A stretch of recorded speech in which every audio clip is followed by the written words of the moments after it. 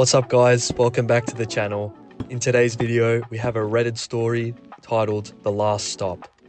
Let's get straight into it. It was almost midnight when James sprinted into the station, just in time to catch the last train. His phone was dead, his wallet was almost empty, and the rain outside was pounding so hard, it sounded like the city itself was falling apart. The platform was deserted, except for a single woman sitting under the bench, flickering light.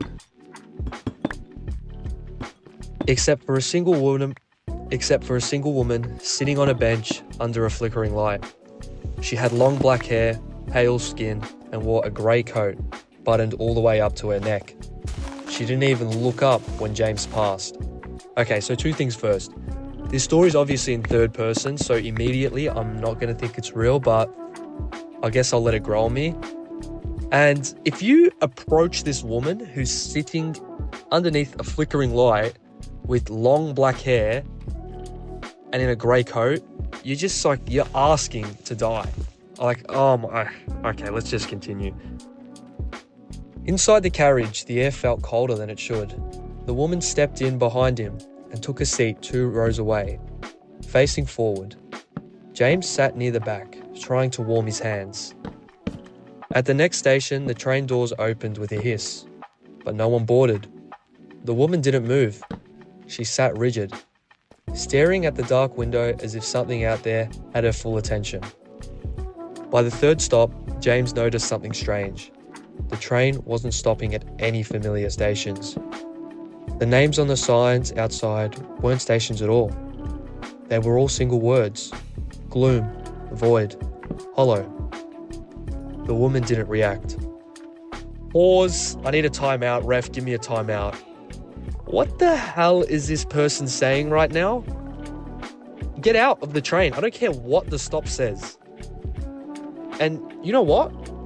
Let the woman just mind your own damn business. Like, go sit in a different carriage. There's not only one carriage in a train. This guy's chose to sit in the same carriage. James, lock in. Let's continue. James tried not to stare, but then the lights flickered. For a split second, he saw their reflections in the glass.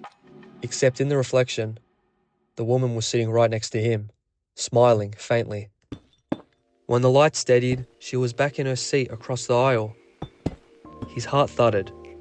Okay, he muttered, trying to convince himself it was his imagination.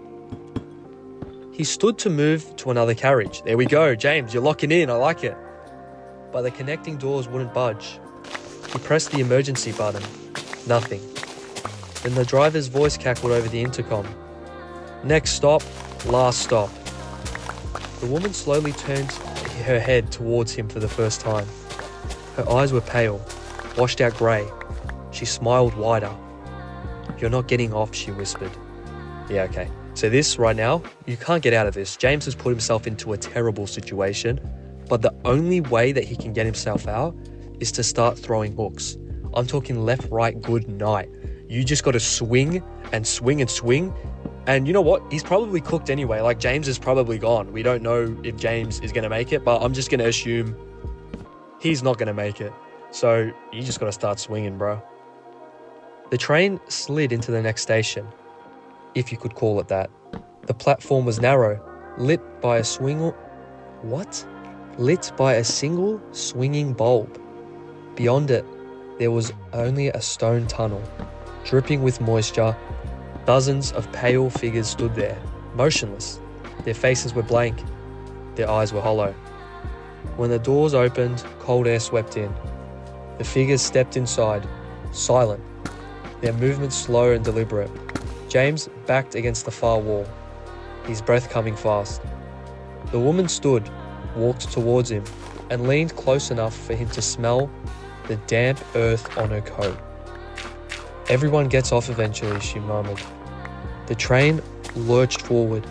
James pressed himself against the door, trying to find a way out. But then he turned back. The woman's figures were gone. He was alone. The train plunged into total darkness. And that's the end of the story. Wow. So I don't think James made it. Evidently, he did not make it. I'm gonna have to call this one cap. I don't know whoever made this. This is great cap though. This is a really good story. But yeah, I'm not sure about James's actions there. I would definitely have started to swing, but you know, that's just me. And when you're in that situation, I'm sure you would be a lot more terrified than what I am right now, sitting down here recording this video. But yeah, that's gonna cap off today's video. Please let me know your thoughts on the story down below, whether you think it's real or not. And I'll see you guys in the next video. Peace.